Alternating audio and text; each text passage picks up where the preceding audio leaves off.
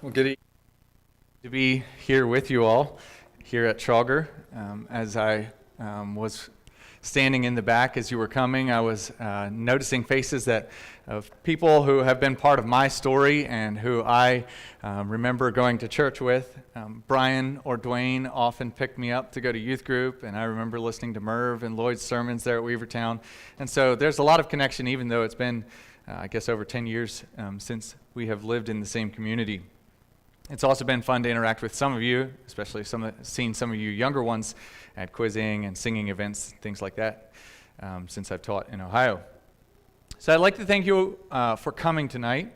I hope that our time together will be full of learning and will be a time of growth for all of us. I think that these topics of entertainment or technology or media are important things as our world changes. And so hopefully all of you are committed to more than just hearing things, but to actually think deeply and consider maybe even things in your own life, in my life, that we need to be willing to change if need be. There's a few things that make a topic like this pretty difficult to talk about or scary. And the first one is that I don't know exactly where everyone is at here in this church. But if you're a typical group, you're probably very diverse. And so different people have apps that they use that some people have never heard of. And we cover a large range. And connected to that is that we have grown up in different technological generations. So there are some of you here that did not grow up with any internet or smartphone at all. It wasn't even a thing in your day. And I'd like to commend those of you that are here from that generation because it is important for you grew up with something different than my generation, and sometimes it's hard to relate to that. It's hard for you to relate to all these newfangled things, but I think it's really, it gives you even more of a reason to be here because you can care for the things that your children and your grandchildren are facing. It's things that we need to be aware of. Third, I need to emphasize this one. It's that I don't feel like I have mastered these things. I do not come to you feeling like I completely have this all worked out in my life. And I told Chet before we started that it's really good for me to have to do a talk like this because it means that I have to preach to myself and practice what I say. So I need this reminder. I'll try to be a learner tonight and not come across as somebody who has it all taken care of because I do not. I have my smartphone right up here with me, for Pete's sake. So I still struggle with these things, and I like to. Recently, I realized for the umpteenth time, thank you, that I have spent too much time on my smartphone, and so I deleted a couple apps that were distracting me. So I'm absolutely talking to myself here tonight. And maybe a fourth thing is this: when somebody challenges us to do something, or when we hear something that we already are doing well at and we agree with, we give hearty amens and we approve it. But if somebody challenges us or steps on our toes or maybe says something that requires us to change, we put up a little wall or resist it or tune out or something like that. Basically, we just don't want to feel any discomfort, I think. And so someone once asked me why I am doing a talk like this, and I said, well, it's easy. I just want to make friends, and I think this is the easiest way to do it. And I said, no, I'm kidding. It's not. It's not easy issues to talk about, but it is an important issue for me in my life, and I think in all of our lives. So I'm going to try not to be offensive or anything like that. It is easy for a topic like this to be negative, where we talk about the bad things. We talk about how technology has been bad for us, or we caution against things. We cry the blues about how our culture is going in a certain direction, and we need to get our act together and things like that. And I think that is somewhat true. When we do that, though, we quickly lose this ultimate reality, this most important thing that I can say tonight, and that's that Jesus Christ, He's risen from the dead. And it's not just a spiritual truth, it's the ultimate spiritual reality. And that's why we're here tonight. There's nothing we can do that will put Him back in the grave, or that there's no way that we can use our phone that will mess that up. It's already Yeah, the issues that we're facing are important, but they're not as important as our faith in Christ. That's the most important thing. So I'd like to just define a few terms before we go any further, just so we know what we're talking about. What do you think of when I say the word technology? Maybe a computer or a phone. But technology is just defined as the use of knowledge for practical purposes. The use of knowledge for practical purposes. Basically, it's anything designed by humans to make our lives a little easier. So sometime in history, probably very early on, Adam realized that clawing at the ground with his fingers was not the easiest way to dig a hole. So if he uses a stick or if he attaches a blade to that and calls it a shovel, you can actually do something better. That's actually technology. The use of knowledge for practical purposes. But the technology that we think of, the modern technology that we think of, usually requires electricity or something like that. So maybe some of you that are maybe like 8th grade and below, what are some of those electronics? Can you think of any examples of electronics that we use? Just say them. Go a little older. Anyone? What's an electronic? Smartphone. Okay, yeah. Vehicles even, yeah, a lot of them. Laptops, projector, microphone. All of those are technology. And then using technology, especially technology with some kind of screens, there's a bunch of technology. Using that technology, then we can access media or entertainment. I'm going to kind of use those three words tonight: technology, media, entertainment, and hopefully I don't misuse them at all. But there's all kinds of different media. News media and social media is a big one. Multimedia. There's all kinds of different types of media, and media is simply this: it's the way that facts or ideas are communicated. So we watch a video, and there's facts or ideas that are in that video that are communicated to us. That's media. So I think we can all agree tonight that we live in an age of tremendous cultural pressure. There are pressures on us that did not exist 100 years ago. So things are a lot different, and it seems like things are coming faster and faster. In the first 20 years of my grandfather's life, I don't think that these things advanced as fast as the first 20 years of my father's life, and I don't think that was as fast as the first 20 years of my life. It just seems like technology is increasing in the speed of new inventions. And in my lifetime, the internet went from something that almost nobody in America even had to something that we almost can't imagine life without. We all have it. We're all connected in some way or another. And so, the world is changing, and there is that cultural pressure. On January 9th, 2007, Steve Jobs introduced the very first touchscreen smartphone.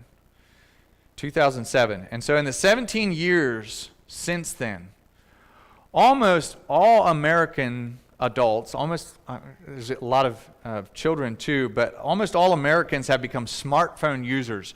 A recent Gallup poll says that 97% of American adults have a smartphone. And we're a part of that number. So if I may, just a raise of hands, how many of you own one of these things? Yeah, almost all of us, right? It's clear that we are living in a time of cultural pressure. So how do we live well? How do we live like a Christian in a time when there is cultural pressure? Here's the good news. We're not the first Christians to wrestle or live in a time of cultural pressure. We're not the first people to deal with this. And one of the places in the Bible that really talks about this well is the whole book of 1 Peter.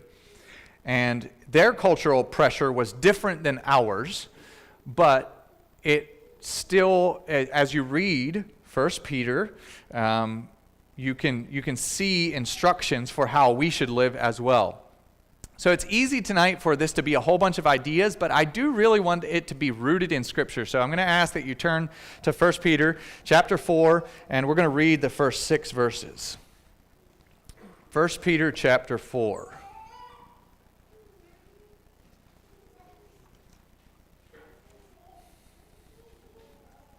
The whole book here is a really good book to read. I'd encourage you to do it. And if you do, think about how it can teach us about how we use technology.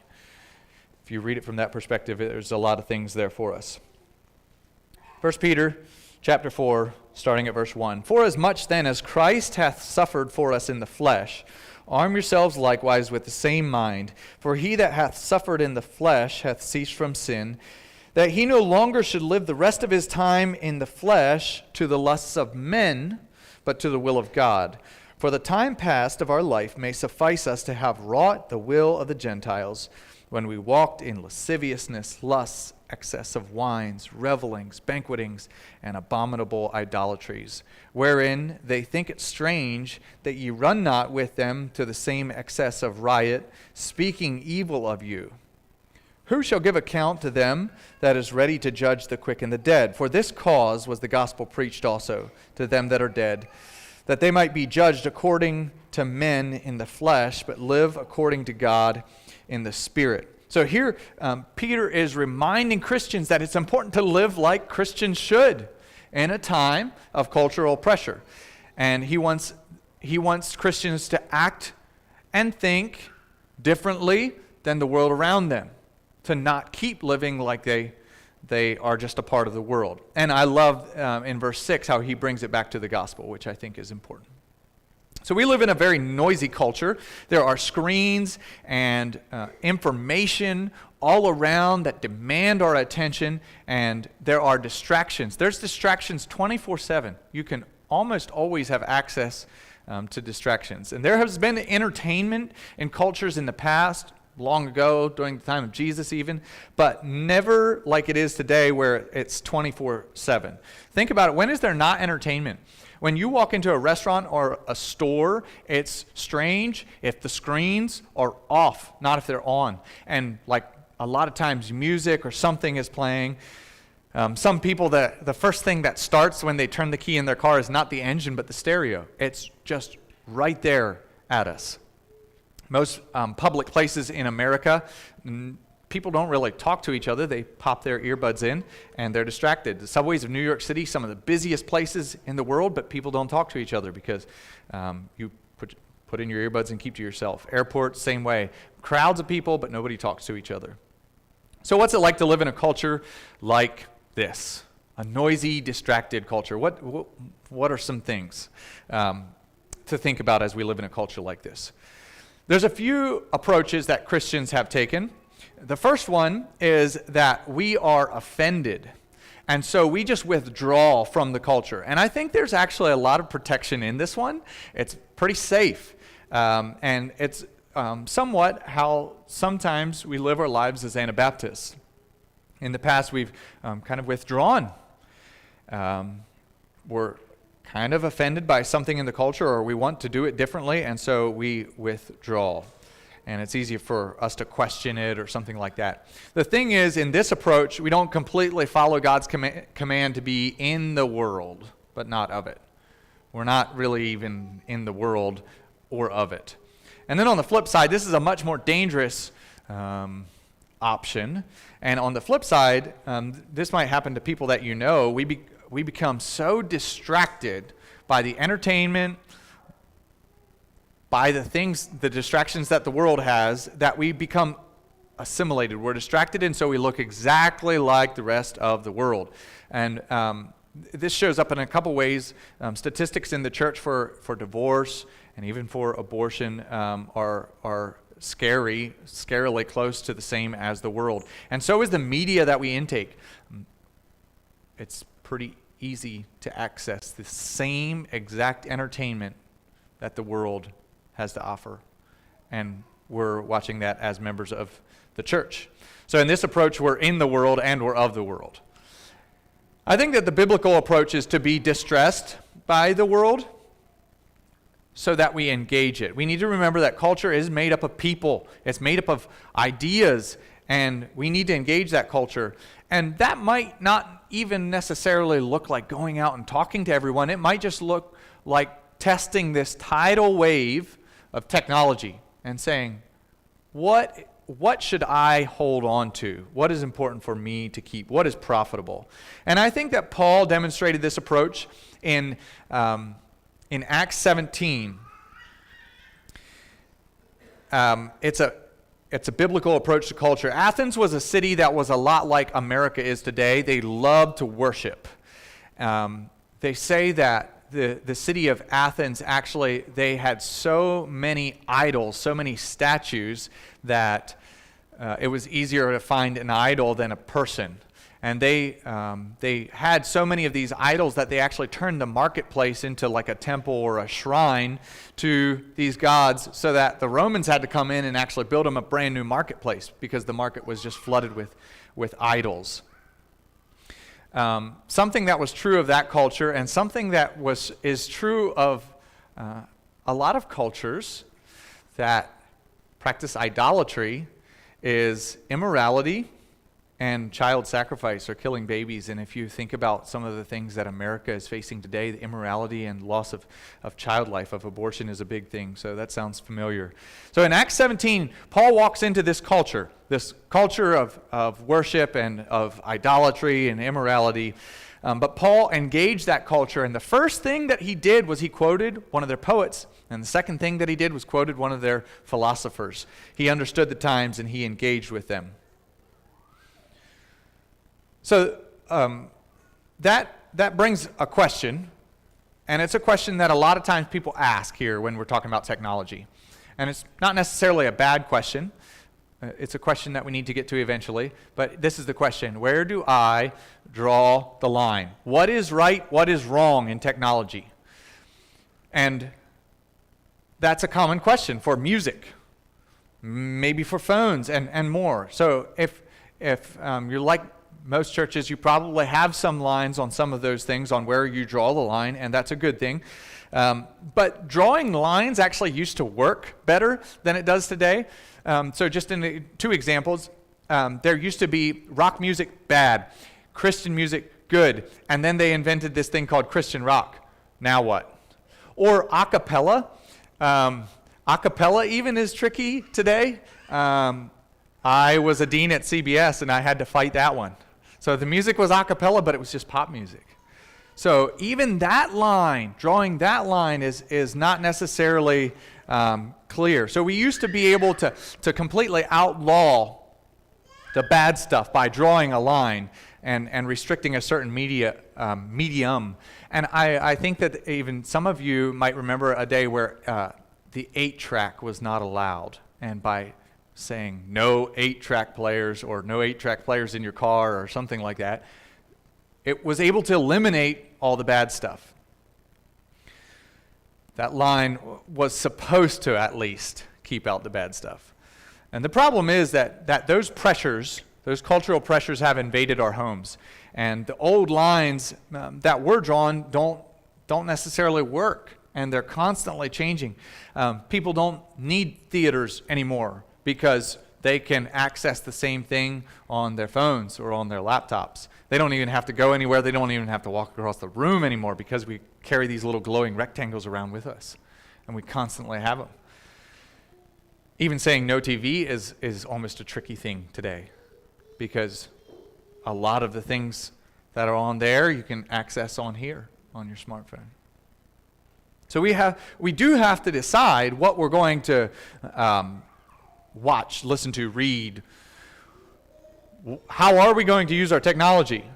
That is important, but just drawing lines is maybe not always the best way to do it, because those lines change. Those lines are different. And so we have to understand culture in like the big light of the gospel, and realize that moments ago there was no such thing as a smartphone. And moments from now, what is coming? And so if we just draw a line in this moment, who knows what it'll be like. So I think instead of asking the question, where should I draw the line, maybe the question should be something more like, how should a Christian live? If somebody wants to follow God with their whole heart, how can I honor Christ with my habits? How should we approach our life in the world with its pressures?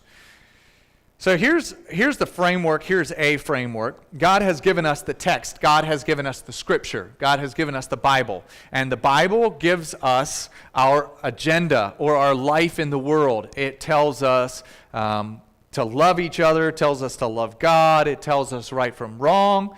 The scripture, the Bible, gives us an agenda for our lives on earth. The hard part is that agenda is lived out in a context, in our times, and that context is different than the context of the Bible. I don't know if you've noticed, but there's a lot of things in our culture today that are never mentioned in the Bible.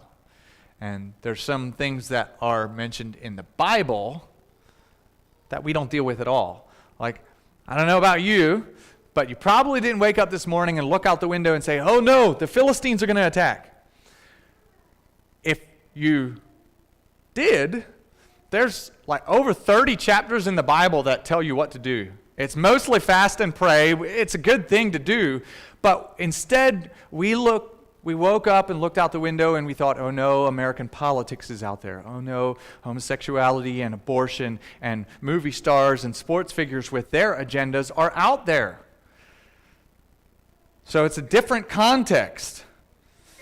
And the point is that creates questions then. Our context creates questions that drive us back to the text and back to Scripture. What does the Bible actually say about what to do? And I want to be very clear. Do not think that the context and the text are the same value. The text, the Scripture, is what we base our lives on. And it can be difficult to always know what Scripture commands about how I need to use my smartphone, because it doesn't say this is right and this is wrong. It doesn't give us a line. There's a book by Neil Postman, and it's where I got the title, Amusing Ourselves to Death. I was going to bring it along, but I couldn't find it on my bookshelf, so I think I left it in Ohio. But Neil Postman asks, rather than condemning culture, how do we think and live well in a culture that is dominated by media, by entertainment? So I want to think about some of these things. What's it like to live in this culture? And I have 9 observations about technology, media, entertainment that I would like to just walk through. I think we've kind of mentioned the first one already. Technology and social media, it moves really quickly. It changes and it advances. 10 years ago, all the cool kids were getting Facebook. And then it was Instagram and Snapchat and TikTok and Be Real. And technology, apps get outdated fast, where people don't even get Facebook anymore. But so does the actual technology. And you need to get a new phone every couple years. And so technology is constantly changing, and it expects you to keep up. It expects you to stay with it. Another observation, today we have a celebrity-driven culture. Celebrities and influencers, they shape how we think. It's probably one of the most powerful forces in our culture today. In other cultures in the past, heroes made history. Today, heroes make music and touchdowns. And that's who people worship. That's who people pay attention to. Thirdly, it steals our attention. So we pay attention to the music, we pay attention to the touchdowns, we turn to celebrities, and sometimes we schedule our lives around them.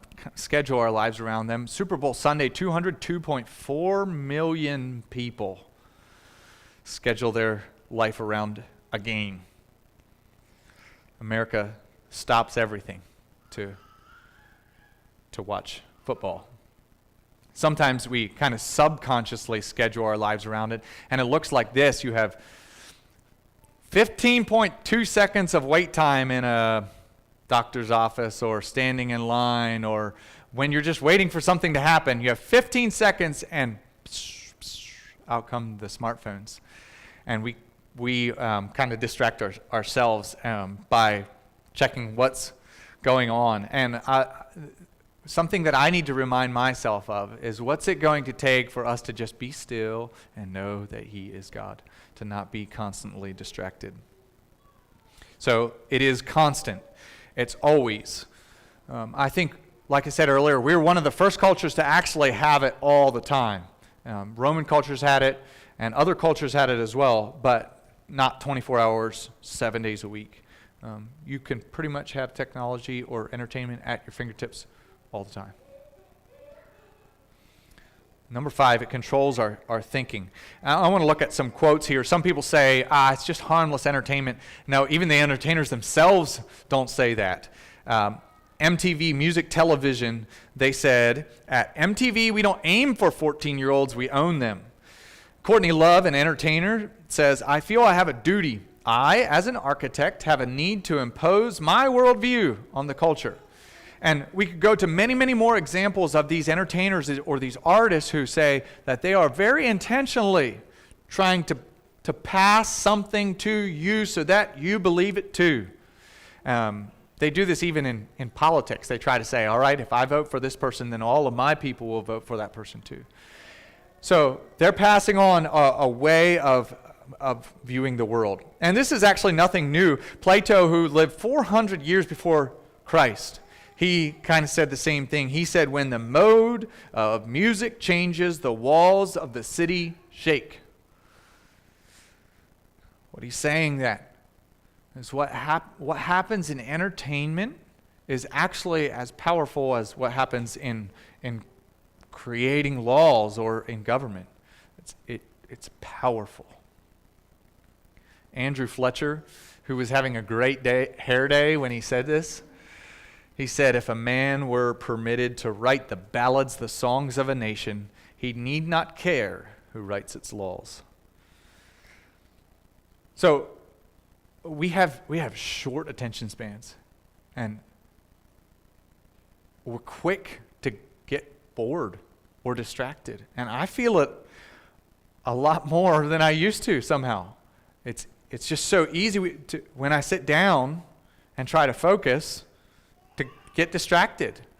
And this even comes into like the books we read or the sermons that we listen to. We're quick to say that something is good if it entertains us. And we don't actually think it's good if it's boring to us. We like it if it entertains us, but we don't if it's boring. And I feel like I've noticed a change in this in students over the last 10 years, that they are much quicker. Attention spans are changing. The other thing it does is that we no longer can just distinguish between topics that are like actually worthy of our attention, actually worth paying attention to, and topics that are just trivial or funny or that maybe distract us. It keeps us from thinking clearly. I think that good content can be drowned out by good presentation, by entertainment. So if a sermon doesn't entertain us, we call it boring, even though the content might be amazing. Number 6, it's loaded with ideas. And I think that this is pretty obvious. We've kind of talked about it in some other points.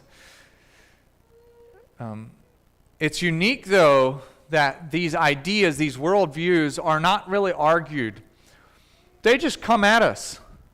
And they're just kind of assumed or almost smuggled into the presentations. And C.S. Lewis said something like, the most dangerous ideas are the ones that are not being argued, but the ones that are being assumed. The ones that are just automatically given and you just expect it. So entertainment smuggles in ideas, and before you know it, you take hold of that worldview. Things like homosexuality actually is one of those things. Culture shifted on this issue partly because it was in entertainment. And people saw it there, and before America knew what was happening, it was actually in real life. Nobody would have guessed then what it would lead to, or that we would be facing the things that we are today. So this is what we need to understand. Everybody has a worldview. And so a way of looking at life. And so if everyone you meet has a worldview, so does every actor and musician, politician. So if everyone has a worldview, they're communicating something that they want you to believe. whether you recognize it or not, everything is telling you something. Number 7, it numbs our minds. It's not always just what we intake, it's kind of how we actually intake that. When the entertainment goes on, our brains go off, and we just kind of soak it in. And we know that we're bombarded with all these worldviews, these ideas, at a quick rate. And we get these messages. We get so many of these messages every day. We hear worldviews. So never turn your brain off. Everything has a message. If you're used to turning your brain off, then maybe you're allowing the world to say, hey, this is how you should think. So stay sharp, never turn your brain off. Entertainment not only affects what we think, but it affects how we think and how we believe, how we experience the world, how we live. And media comes at us at such a rapid pace that we don't even have time to think about, okay, what was that saying? We don't have time for reflection or focus on it, evaluation. There's never any quiet. And whenever there is, we pull out our little glowing rectangles to distract us some more. What does it mean for you? What does it mean for me to be still and know that He is God? To discipline ourselves, to back up and to say, okay, what are these messages?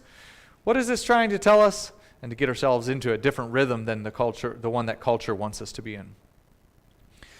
By the way, when culture comes at us really fast, it's really easy for emotions to take over. And emotion determines what we do, rather than thinking, I'm going to let truth control my emotions. Jeremiah 17:9 says, the heart is deceitful above all things and desperately wicked. Who can know it? So we've become this captive culture that doesn't think. We don't stop to process what everything is telling us. Colossians 2:8 in the NIV says, see that nothing takes you captive because you've been made complete by Christ. Number 8, it changes our focus. It changes my focus. Among young men that I know, I think more of them can name the quarterback on their favorite football team than the lead character of 1 Samuel. It's not Samuel. And it's so easy to be that way. It's so easy for entertainment to take our attention. And we know more about that than what the Bible. But when we know more about entertainment than the Bible, which one is affecting our thinking? Which one is shaping how we act and how we think? Again, America loves celebrities. They want something. They want someone to follow. And a lot of them look to celebrities. So again, we need to stop and we need to back up and ask, what is shaping me? And this one hits home for me. Celebrityism also makes us think that being famous is better than being good at something. Just be famous. And I don't think that we should aim for that. Don't aim for fame or approval from other people. Aim for excellence. Aim for faithfulness. Aim for approval from God and not from men. It makes me think of Matthew 25 in the story of the parable of the sheep and the goats, where the sheep are likened to the good people, and the master says that there were people that were hungry and you fed them. There were people that were thirsty and you gave them to drink. And the people who did those things say, we don't remember that. And it was because they weren't looking for a reward. They weren't looking for honor. They were just serving regardless of who noticed. God doesn't want people that just look good. God wants people that do good and that follow Him. And so that's the people that we should copy. Not only does entertainment, technology come at us fast, but it can come at us in a way that kind of trivializes life. And it might look like this. There's a newspaper, And on one side, it's talking about some terrible disaster that's happening in the world, something that's really sad, that's affecting lots of people's lives, and there's a celebrity who is getting divorced, as if they're the same thing or the same impact on our lives. And so the two don't equal each other. And another thing is that we're kind of tricked into feeling informed. So we read about what's happening in the Middle East, and we read about what's happening in a refugee crisis, or we read about assassination attempts, and it makes us feel like we're involved or like we're a part of something, when we're actually not even doing anything. Sometimes we know more about what's going on halfway around the world than what's happening in our next door neighbor's house. See the problem? It's hard to keep track of what is most important. It's hard to stay focused on showing Jesus right here, right now. Psalm 135, 15 to 18, it says, "The idols of the nations are silver and gold made by human hands. They have mouths, but cannot speak, eyes, but cannot see. They have ears, but cannot hear, nor is there breath in their mouths. Those who make them will be like them, and so will all who trust in them." So the psalmist mentions silver and gold idols, and for us, maybe those old idols are silver and gold money, or silver and rose gold iPhones. But that silver and gold, those idols, it's actually interesting how what he describes in 16 and 17, it almost kind of describes the media or our phones. Mouths but don't speak, so you can hear things out of it. It has a camera, you can see things out of it, and you can record yourself. So it's just kind of interesting. But verse 18 is what I want to focus on. And it says, those who make them idols, if you look up at verse 15, become like them. So the message is that we become like what we worship. We're shaped into the image of what we worship. And so it's really important that we don't turn our focus, that we don't lose our focus on God and what is most important. Number 9, it can keep us from real relationships. And this is kind of the idea of escapism. So if entertainment is an escape, if technology is an escape, it's dangerous. We have a problem. But one of the things that technology can cause us to do is to escape from real conversations, from people that are right in front of us, from real interactions. And it's crazy because the very thing that enabled us to connect with people all around the world has disconnected us from the people and activities that are right in front of us. It can be this way. Entertainment, it used to be a public event. It used to be something that the whole town would go and do something. And then it shrank, and it was something that was in the living rooms for families. And today, it's just one person staring at their little screen. You've probably seen couples already that are supposedly on a date, but they're both on their phone. They're both only preoccupied with their phone. So what's more important to you? Your own little virtual world or the actual world that is right in front of you? The people whose presence you're actually in. When you're at an event, a youth group party, are you interacting with the people right in front of you? Or with people that are miles away, or even worse, just scrolling on social media, escaping and just scrolling. So again, it's ironic that people use phones, these devices that were meant to give conversation, connection to people, and they use these phones to do the exact opposite. Those of you who grew up with phones probably don't even always realize this or think about it.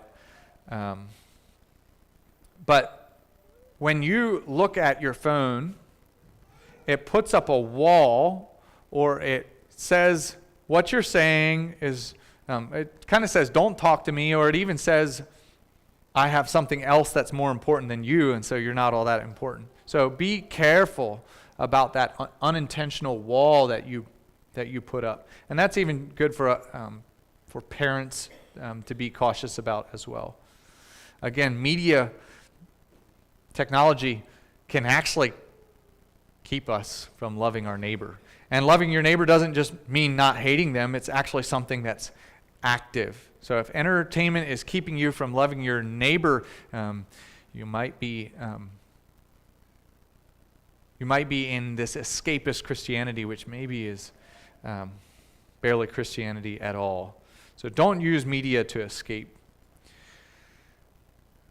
1 Thessalonians 5:21 says that we should test everything and keep what is good. So in just a bit, I'm gonna switch and to have more of a practical section. But before we do that, in just a bit, I'll open it up to any thoughts that you might have, any ways that you have seen technology affect you or people that you've seen. So I'll just pause in just a bit.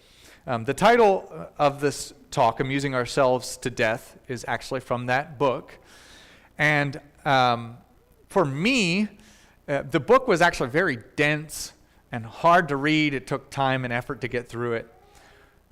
But the price of the book was worth the introduction alone, and I'm going to give you that introduction. I'm going to read it to you.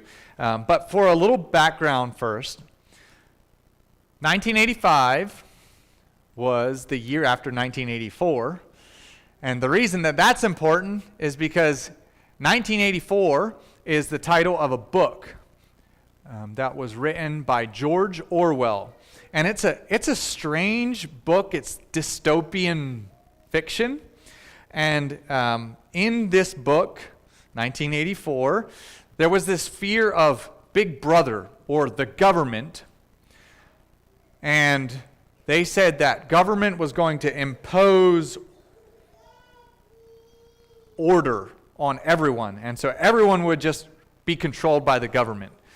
And the government would be in charge of everything. And so in America, in 1985, they said, well, that didn't actually happen. They still had their rights. The government was in charge, but people still had rights.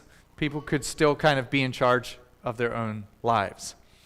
And so at about the same time, actually just a little bit before, there was another book that's kind of the same genre, fiction, about the future, kind of trying to predict the future. And it was written by a man named Aldous Huxley. It's called Brave New World. And his book is even, like I said, a little stranger. And Huxley wasn't worried that we would be taken over by communism or by Big Brother or by government. But Huxley said in his book that culture would just kind of collapse from within because we would become so preoccupied with distraction, with triviality, things that don't matter instead of things that actually do matter. So I have the introduction on the screen, and I'll read it. And then I want to hear from you what are some observations that you have about technology and media. We were keeping our eye on 1984 when the year came and the prophecy didn't. Thoughtful Americans sang softly in praise of themselves. The roots of democracy had held. Wherever else the terror had happened, we at least had not been visited by Orwellian nightmares. But we had forgotten that alongside Orwell's dark vision, there was another slightly older, slightly less well-known, equally chilling, Aldous Huxley's Brave New World. Contrary to common belief, even among the educated, Huxley and Orwell did not prophesy the same thing. Orwell warns that we will be overcome by an externally imposed oppression. But in Huxley's vision, no big brother is required to deprive people of their autonomy, maturity, and history. As he saw it, people will come to love their oppression, to adore the technologies that undo their capacities to think. What Orwell feared were those who would ban books, What Huxley feared was that there would be no reason to ban a book, for there would be no one who wants to read one. Orwell feared those who would deprive us of information. Huxley feared those who would give us so much that we would be reduced to passivity and egoism. Orwell feared that truth would be concealed from us. Huxley feared that the truth would be drowned in a sea of irrelevance. Orwell feared that we would become a captive culture. Huxley feared that we would become a trivial culture. Orwell said people are controlled by inflicting pain. Huxley said they are controlled by inflicting pleasure. In short, Orwell feared that what we hate will ruin us. Huxley feared that what we love will ruin us. This book is about the possibility that Huxley, not Orwell, was right. So, before we move into a much more practical section, does somebody have something to add? And we'll even just pause here, even if there isn't anybody to just kind of process what we heard, but feel free to speak up if you have some observation about media, technology, entertainment.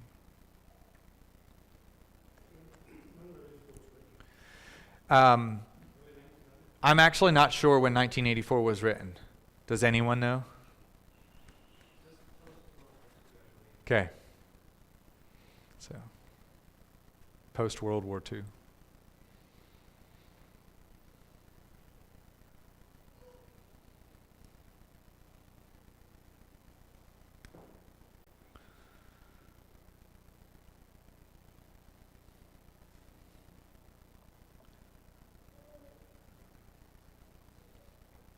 All right, let's move to a more practical section.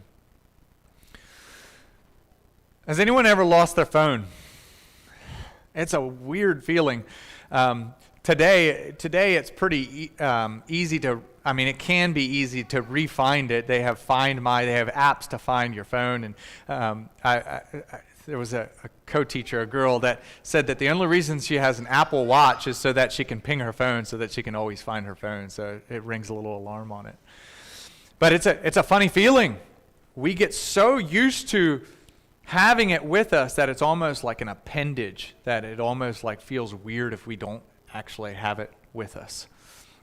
And there's these studies of phantom vibrations where people like feel the buzz of their phone. I don't know. I don't have it, but it's kind of strange. And they've even done it with high schoolers where the high schooler is actually kind of right. He's sitting in a room and he says, "My phone just went."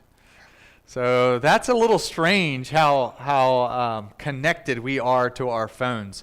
I lost my phone when I was riding around on a go-kart, bumping around on our farm one time, and I was without it for the night. And I just spent so much time looking for this phone.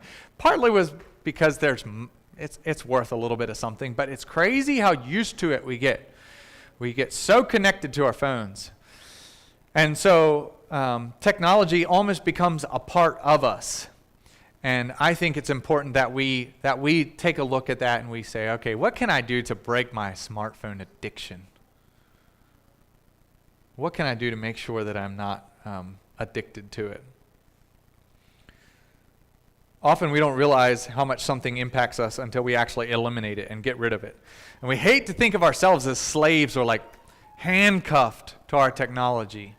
That doesn't appeal to us at all. But when we're honest with ourselves, we might actually be pretty addicted to it, pretty used to it. And we can actually maybe test that addiction by just, can you step away from it? Can you do it? Is it possible for you? Can you go for like one waking hour with your phone turned off? Or can you go from the time you get home from work until bedtime? Or can you go one church service without it? And when we take those breaks, when we get away from technology, when we stop, when we put it down, when we step away, I think that we'll actually talk to more people, we'll have more peace, we'll have more quiet, we'll have more rest in our own lives, and probably more opportunities for growth, because now suddenly you have time to read or to do other things instead of wasting our time. And so I think something that we need is discipline. Just because I can use my phone for a whole bunch of things and for a whole bunch of time doesn't mean that I should. Just like my car speedometer says that it can go 130 miles an hour, but that doesn't mean that I should do that. And it's actually more safe and better for me if I don't. And our phones are kind of like that. It's better if we actually don't just use them as much as we could. Again, I'm talking straight to myself. So I'll post some, or I'll put some practical ideas, and we'll talk about some of them. But before I do, Sherry Turkle is a graduate of Harvard, and she's a psychology professor at MIT. Smart lady, and she's written a bunch of books.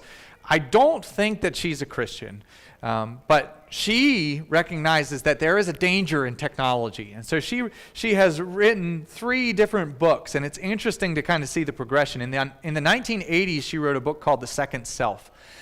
And in this book, she predicted that humans would see technology as more than just a tool, but as a major part of our lives. Like we would actually use technology for something important.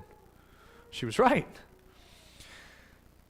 We use it like crazy for important things, to run our businesses and other things. And then in the 90s, she wrote a book called Life on the Screen. And in this one, she predicted that people would use technology. Again, this is the 90s, before smartphones, at the very beginning of internet, before social media. She predicted that people would use technology to explore alternate identities, and that they would actually be able, she saw it as a positive thing because they would be able to learn things and then apply them to their real lives by doing this. And again, this was before social media. And then in the 2000s, she wrote a book called Alone Together, and I just think that title describes people today really, really well. Alone together. And she realized that even though people have more means, more ways of connecting with people, sometimes we actually do it less. Or for sure not as deeply. So what changed her mind?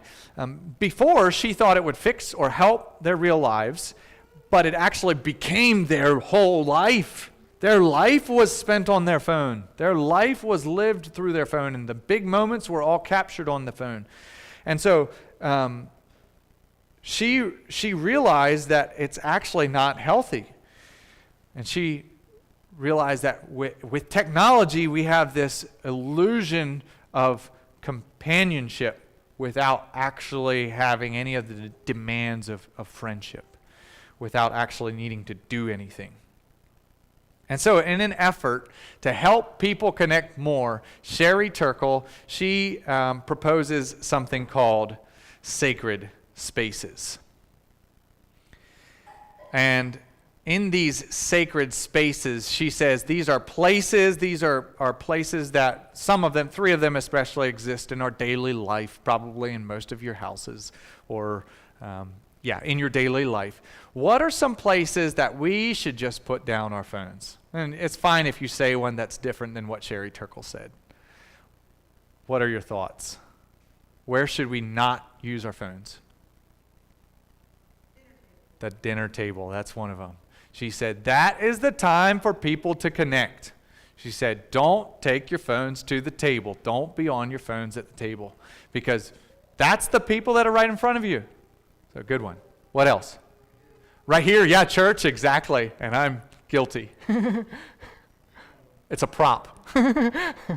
Yeah, in church. And I think that Sherry Turkle didn't say that one. I do think that's a good one. And just a side note, I think that a physical copy of the Bible is a good thing to carry with you. We can access all kinds of good tools on our phones or our tablets. But it's interesting how it's not as sacred. I mean, we use that same phone to call all of our work contacts and to mindlessly scroll and all of those things. And so it just doesn't feel as sacred when you're using that phone for your Bible. And I'm sure some of you have more things to say about that. But where else should we not have our phones? The bedroom, yeah, she's very, very strong on that. And she mentions it kind of in different ways. So for single people or for young people, it can be so distracting. She talks about sleep studies and how little sleep people get because it's in the bedroom and it's constantly dinging and waking them up and distracting them, and they get in trouble. And then as well for married people, again, we don't need to have our phones with us in the bedroom. Another one that she mentions is in the car. I know that's not in your house or a daily thing, but that was an interesting one to me. She says that when you're in the car with other people, you're there with other people. And so rather than just being in our own world, it's a good opportunity for us to talk. And then the other one that she says is on vacation. And so she actually makes her children leave their phones at home for vacation. Again, that was written probably 10 years ago, so it almost feels like something that's not even possible anymore. So sacred spaces is something that Sherry Turkle tells us. So I'm just going to go over a few things here, and then maybe we'll try again for any input that you all have on ways that maybe it's kind of worked for you to do this to get away from your phone a little bit. So the first thing I think that is important is that we are honest with ourselves and recognize, do I need to change my habits? Do I spend too much time? And so, like, it's something that kind of sneaks up on us. And before we know it, it's just habit to spend hours and hours a day on our phones or in front of a computer screen. And so it's something that we actually need to really be honest with ourselves and before God and say, do I need to spend less time on my phone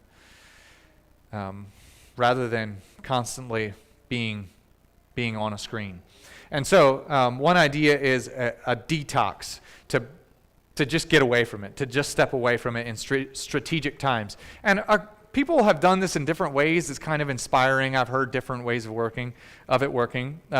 Sometimes I know somebody that does it as a Sabbath, so one time a week, and they actually just do it on Sunday afternoon. And the way that they do it is they just put all their smartphones on the kitchen table, and the only way that you can actually be on the phone is if you're at the kitchen table. But other than that, you're taking a break from your phone, and they do that every Sunday afternoon.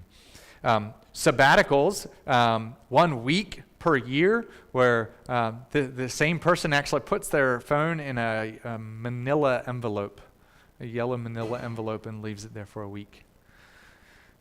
Taking time away from our phones. And we can probably all do that in different ways.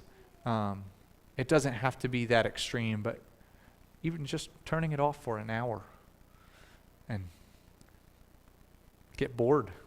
Live life without your phone. Turn off notifications. So notifications can be what is constantly making us look at our phones. And so there's actually a mode on your phone that you can hit a little button and it says do not disturb, and nothing will pop up and distract you. Turn off notifications. Delete apps. Delete those apps that are distracting you. Take Instagram off your phone for a week. Get rid of it. Set limits. Most phones and even some apps, I have this on my phone where I actually, my brother has my password, and so I can be on, I have it set up certain minutes per day for certain social medias, and once it's done, it says you need to put in a password. And I did it myself, and I knew the password at first, and that was useless because then after 15 minutes, 15 more minutes. And then I'll get done with that 15 minutes and just punch in the password again.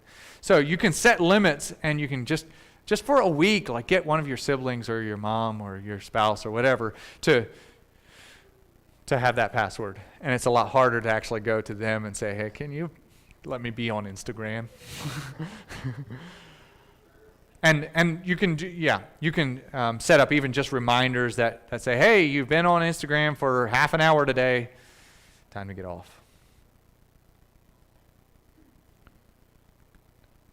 I think challenging each other, or even like fasting together, fasting with somebody else, or doing a challenge together is actually a really good way to do it.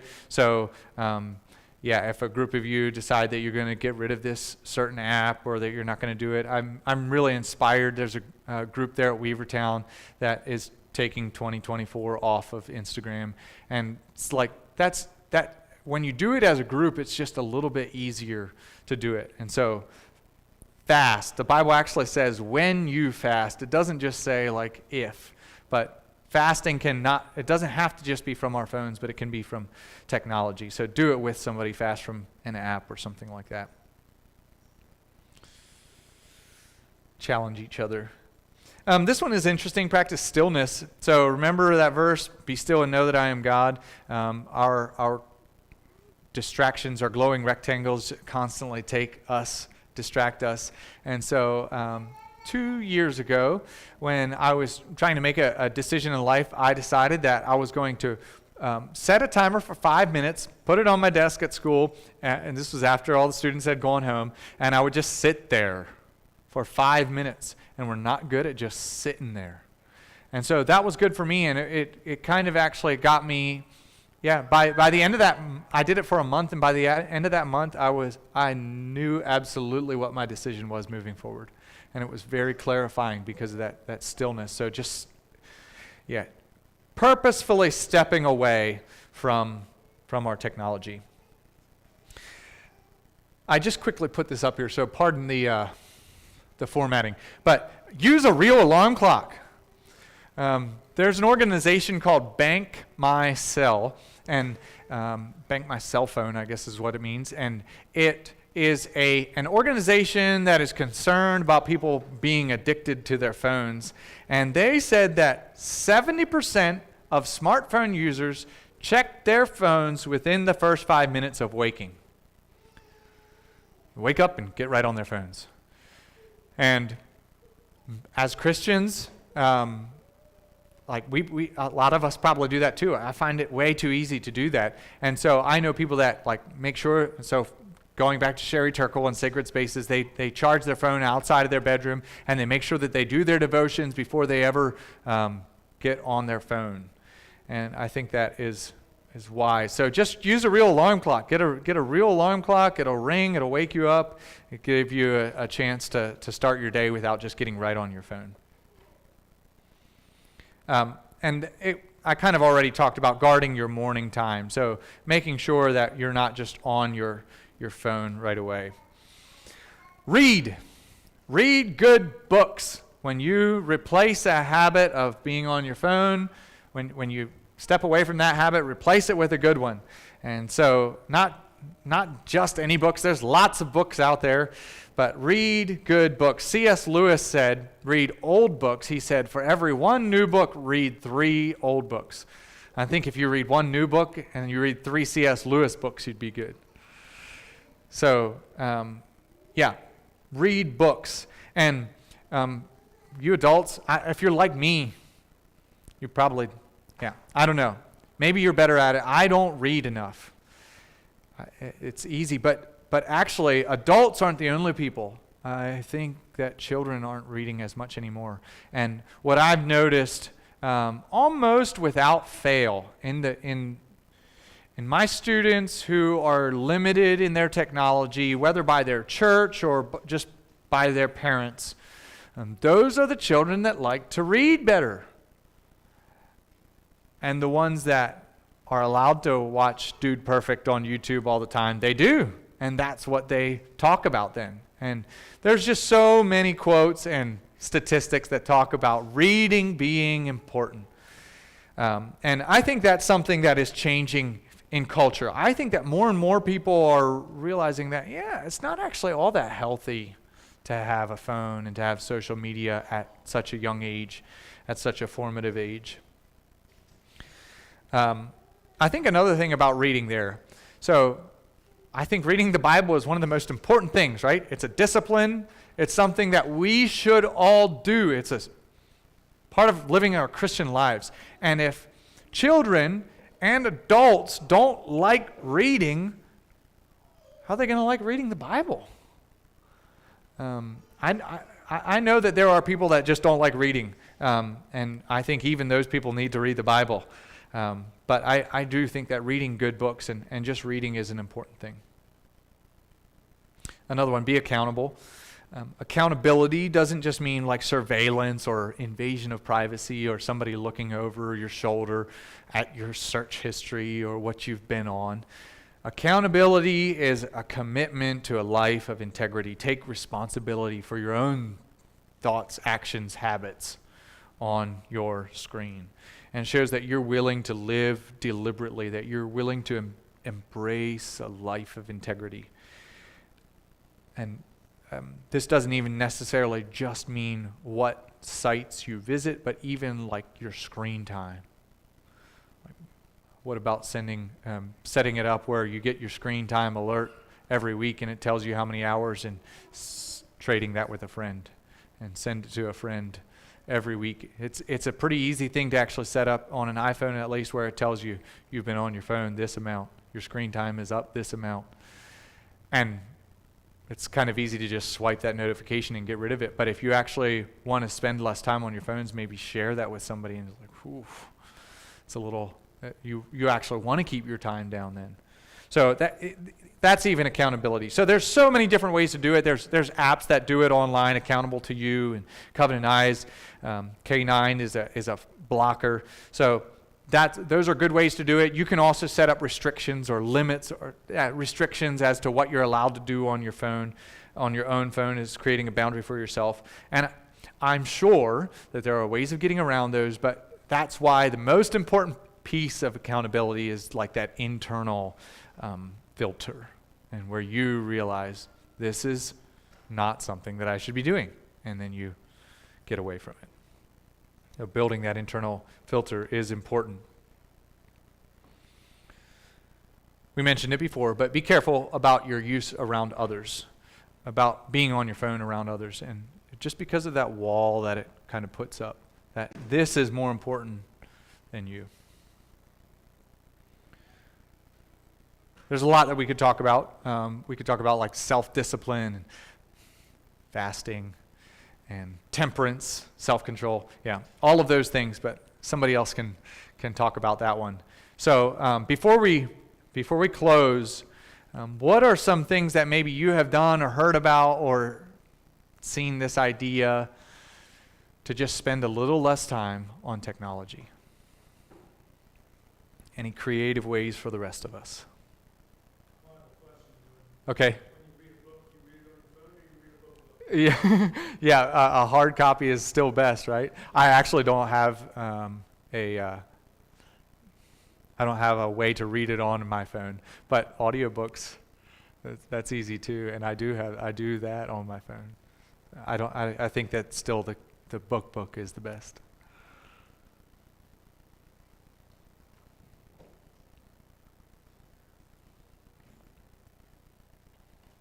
Again, I'm sure that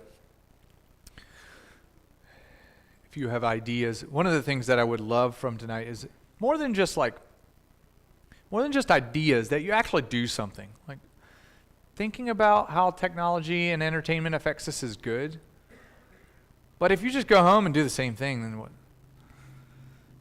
It's just more head knowledge, I guess. But let's commit to doing maybe one of these, to changing a little bit, or to even just being real honest with ourselves. That very first one, like, okay, this week I need to spend a little less time on my phone. I'd like to finish by looking at Paul's words in 1 Corinthians. 4 times in this book, Paul says that all things are lawful for me, and then he goes on to clarify or to add something to that. And I think it's a good approach to technology. We've talked about the negatives, which I said we were going to, right? Technology is not all bad, and there's good things about it. There's things that we can use, especially if we use it as a tool, like a hammer. Like, we don't just spend time looking at our hammer when we get home from work. Or like it's if we look at technology as a tool, as something that we can use, and we are masters over it, then we won't be mastered by it. So I think, like Paul, we can realize that technology and even media can be useful. It can be good, but we must be masters over it, or else it's going to master us. So first of all, 1 Corinthians 10:23, all things are lawful for me, but all things are not expedient. All things are lawful for me, but all things edify not. And it's kind of repeated from a few chapters earlier. I don't know if you've had this recently in your Sunday school or not. 1 Corinthians 6:12, all things are lawful unto me, but not all things are expedient. All things are lawful for me, but I will not be brought under the power of any. I will not let my phone, my technology, the internet, entertainment, be my master. My master is God. My master is Jesus Christ, and I'm going to follow him rather than following the things on my phone. So, a lot of ideas, a lot of information, but again, it's kind of useless if we don't put something into practice and actually do something about our technology use. Maybe one of you should have been, maybe you're all good and you're doing it well and you should have been up here instead of me, because again, I'm saying that I need to work and do some of the things that I had on the screen. But when you go home tonight or for the coming week, what are you going to do about your technology use, about your smartphone use, about your internet use? What do I need to give up or change about my life so that I can better follow Jesus? So may God give you the strength to do that and to live a life that glorifies him. Let's close in prayer. Father, we are grateful for the age that we live in. Thank you for the many blessings that we have by living in an age of technology. But we do confess that far too often we are distracted, and that our technology keeps us from maybe being as effective for your kingdom. I pray that you would, your Spirit would work in us and convict us of areas that maybe need to change and that we need to work on, and that we would do it not out of a spirit of legalism or I have to do this, but that we would do it out of a heart for pursuing you more fully and deeper.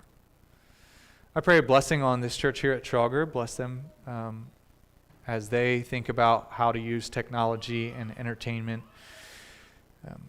media for your glory. We love you. In your name we pray. Amen.